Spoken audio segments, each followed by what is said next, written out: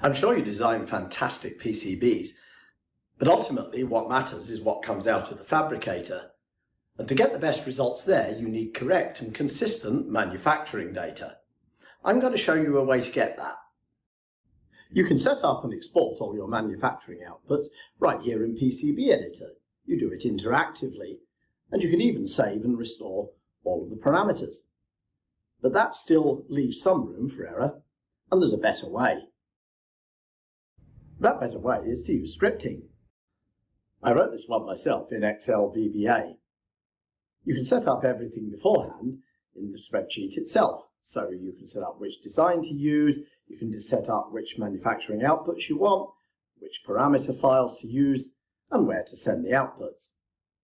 And you can also list all of the component instances in the design, together with all their component and part properties. That's quite a wide list, but you don't have to use all of it.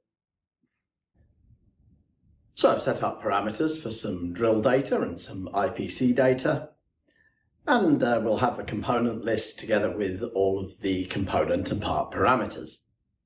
All that remains now is to click the button and wait.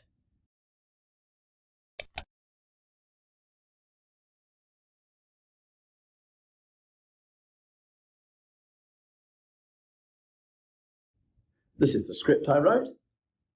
It's quite short considering what it does. I'm not going to go into detail here, but if you're an eCADStar user, you can download it for free. I'm Berrie. Thank you for watching my presentation on scripting for manufacturing outputs in eCADStar.